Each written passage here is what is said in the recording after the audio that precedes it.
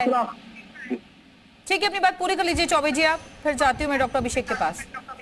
नहीं, मैं देखिए काम आपने जो पहले कहा मैं फिर दोहरा रहा हूँ कि हमारे कार्यकर्ता पूरे मनोबल से काम कर रहे हैं और मेरी हम लोग की सब जगह इकाइयां हैं और लोग काम, अगर इकाई नहीं होती तो आज पूरे उत्तर प्रदेश के हर ब्लॉकों पे प्रदर्शन कैसे होता। हमारे पास निचले स्तर के कार्यकर्ता, ठीक है, हम सरकार में नहीं है, पिछले 27-28 सालों से अभी नहीं है, लेकिन आप बता दीजिए कोरोना काल का समय था। अरे सरकार में नहीं है, सरकार में नहीं है चौबे जी, तो कम से कम विपक्ष को तो मजबूत करिए ना।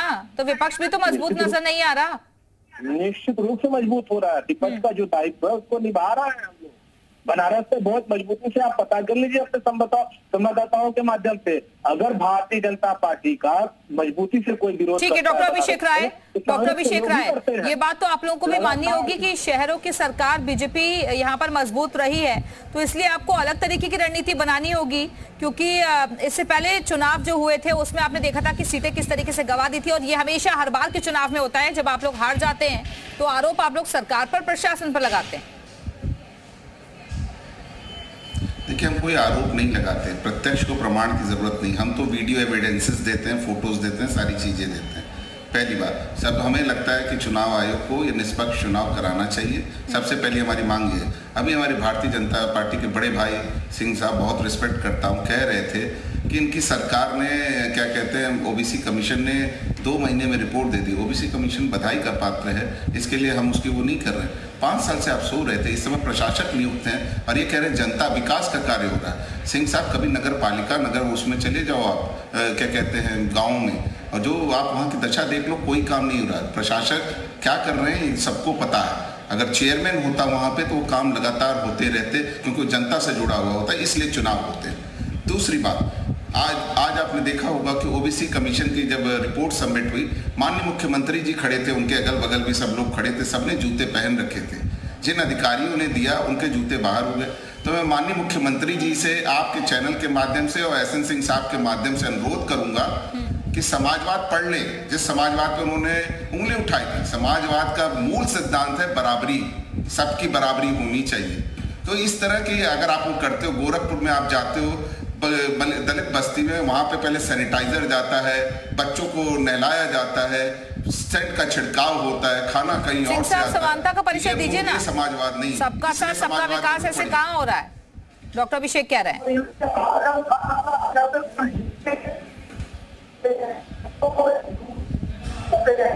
ऐसे लोग और इन्हीं के जो अध्यक्ष यादव कहते हैं अधिकारी को, आईएएस को, कि तुम अगर पैरों पे गिर गए होते मुलायम सिंह जी यादव के, और एक और आईएएस का नाम लेना चाहूंगा तो निश्चित तौर पर मैं उनको दिखा के ले जाता, लेकिन तुमने पैरों पे गिरा नहीं, इस बात से यादव भी मुझे लगता है साहब जो हमारे भाई हैं फिर ऐसे पार्टी के पक्ता है नहीं, अगर उसमें हमें तो निश्चित तौर पर उसके प्रोग्राम को गाना है। मुझे लगता है कि जनता ने आपको देखा कि किस तरह से चोरी मुल्क चोरी में शासन को लगा देना है, किस तरह से सफाई में घुटने के बल पे प्रशासन को टिका देना है।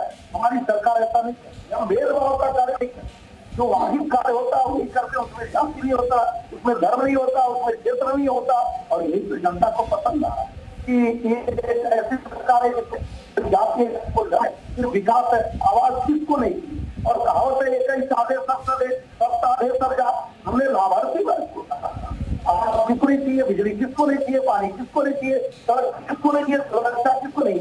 आपके यहाँ कल आता जाता पहल फैक्टर, आपके यहाँ कल आता जाता हवाई फैक्टर, और सब कुछ फैक्टर, अपराधियों की मदद करिए। ठीक है दुबे जी, सरकार बीजेपी जहां विकास को बार बार गिनाती है कि विकास के जरिए ही हम जनता तक पहुंच रहे हैं, उसका फायदा लोगों को मिल रहा है, और उसी विकास पर विपक्ष जो है सवाल खड़े करता है, लेकिन वो विकास, वो वादे, वो सारी चीजें दूर रह जाती हैं जब चुनाव नजदीक आते हैं, क्योंकि जाति आज भी बेहद जरूरी है हर पार्टी के लिए। बिल्कुल जरूरी है, और आपको ये भी देखना पड़ेगा जब आप चुनाव पे जाते हैं तो पिछले चुनाव के क्या आंकड़े रहे, आप उसी हिसाब से रणनीति बनाते हैं। तो आप बीजेपी के देखें, पिछले 16 जब हुआ था, पिछला चुनाव हुआ था तो उन्होंने 16 मेयर की सीट पे 14 जीती थी, 2 बसपा ने जीती थी। नगर पंचायत में उन्होंने 70 सीटों को जीता था, और नगर पालिका में 100 के करीब सीटों को जीता था। इसमें मैं पार्षद प्रत्याशी जो 566 जीते थे उसको अलग किए दे रहा हूं, 966 नगर पंचायत सदस्यों को अलग किए दे रहा हूं। मैं ये बता रहा हूं इतनी बड़ी तादाद में वो सीट जीत के आए थे।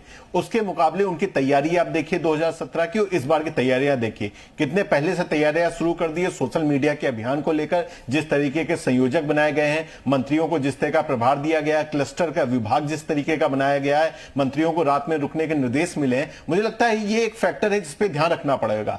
एक बात और दिव्या जी ध्यान रखना पड़ेगा, पिछले जो चुनाव हुए थे उसमें AIMIM ने बड़ा चौंकाऊ प्रदर्शन किया था। करीब 2 लाख के करीब वोट पाए थे, 0.2% वोट लेके गए थे। एक नगर पालिका की सीट भी जीता था उन्होंने और 6 जगहों पे पार्षद भी जिताए थे। इस बार देखना है कि क्या AIMIM या उसी जैसे कोई छोटी पार्टी कुछ उलटफेर कर पाती है कि नहीं, ये एक जरूरी है जानना। और बड़ी बात यह है कि कांग्रेस की तैयारियां कैसी है, क्योंकि कांग्रेस की ये तैयारियां हैं उसके लोकसभा चुनाव के भविष्य को निर्धारण करेगी उत्तर प्रदेश में, ये तो तय है। ठीक है सिंह साहब, ये माने कि ये 24 के लिए ही सेमीफाइनल होगा और चुनौती आपको हर पार्टी देने के लिए तैयार है। हम लोग तो इस विचारधारा को मानने वाले हैं कि जितनी बातें कहते हैं हमें की आवश्यकता नहीं मानते, ये मानते हैं हमारी बातों को हम तैयार नहीं करते। हम भाई हमारे जो राजनीतिक बहुत अच्छी बात है, हमारे कार्यकर्ता वो जनता को जाते हैं, जो हमारा होता है उस पे आते हैं, जो हमारा नहीं होता है उसको अपना बनाते हैं। इसी तरह से जो हमारे पदाधिकारी हमारे मंत्री हमारे केंद्रीय मंत्री का वो जनता को बीच में जाते हैं। अंत्योदय की परिकल्पना को पूरा करते हैं, जनता से संवाद स्थापित करते हैं, उनकी समस्याओं को सुनते हैं और समस्याओं का निराकरण करते हैं। इतना जनता भरोसा करती है, मुझे लगता है कि लगातार अभी विधानसभा के चुनाव चल रहे हैं, माना जा रहा है ये चुनाव चलेगा, इसको भी आप अपनी फाइनल मानिए। हम लोग कहीं दम भी नहीं करते, हम कांग्रेस की तरह काम करने से विश्वास नहीं करते। और आप देखिए पढ़ी काम कराई जाती थी, थी अपने कार्य को करी और अपने कदम को घर तक नहीं, लेकिन तो वह पर बैठ कर केवल आलोचना करता।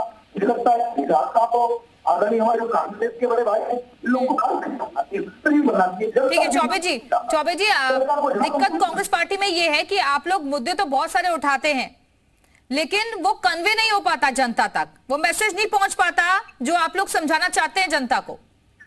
जी जी निश्चित रूप से देखिए आपकी बात को हम स्वीकार कर रहे हैं, लेकिन हम अपने बड़े मनोबल से लड़े रहे हैं, तैयारी कर रहे हैं। हमारे पास नए कार्यकर्ता भी जुड़ रहे हैं, पुराने लोगों का अनुभव लेकर के हम मजबूती से हम इस प्रदेश का और देश का नेतृत्व आगे करेंगे। और बहुत जिम्मेदारी से आपके सामने रखता हूँ इस बात को कि हम सब लोग इस समय जो वातावरण चल रहा है, तमाम हमारे सपा के साथी ने, भारतीय जनता पार्टी के भी साथी ने अपनी बात को रखा है, लेकिन मैं उन सबों से जो एक वातावरण उससे आप भी इनकार नहीं कर सकती है कि जिस तरह का माहौल है, एक अलग आप भारतीय जनता पार्टी से जुड़े हैं तो आप एक के साथ एक विशेष ट्रीटमेंट है, विपक्ष में है तो थोड़ा सा दूसरी भावना, लेकिन ये जनता जिस दिन इस चीज को समझेगी, हम निश्चित रूप से फिर से उभर के बहुत मजबूती से। ठीक है डॉक्टर अभिषेक राय, आखिर में 30 सेकंड्स आपके लिए, जल्दी से आखिरी कमेंट। देखिए दिव्या जी सबसे पहले मैं जो हमारे मित्र हैं सिंह साहब उनको ये बताना चाहता हूँ, एक उंगली उठाते हैं 3 उंगली यहाँ पे। अजय मिश्रा टेनी जी आपके गृह राज्य मंत्री हैं भारत सरकार के, उन्होंने किस तरह पत्रकार के साथ बदसलूकी करी, उनके बेटे ने किस तरह किसानों को रौदा, ये सबको पता है। तो पहले कहते हैं अपने गिरेबान में झांकना शुरू करें। रही बात निकाय चुनावों की, समाजवादी पार्टी बहुत मजबूती से लड़ रही है। अगर सिर्फ 3% का वोट स्विंग हुआ होता, मैंने पिछले अपना स्टेटमेंट दोबारा रिपीट कर रहा हूं, तो आज हम सत्ता में होते। 77 सीटें 2500। तो पार्टियों की अपनी अपनी रणनीति है, लेकिन देखना होगा कि कब तारीखों का ऐलान होता है, क्योंकि रिपोर्ट सौंप दी गई है, कैबिनेट की मंजूरी मिली है और अब इंतजार हर किसी को चुनावी तारीखों का है। बहुत बहुत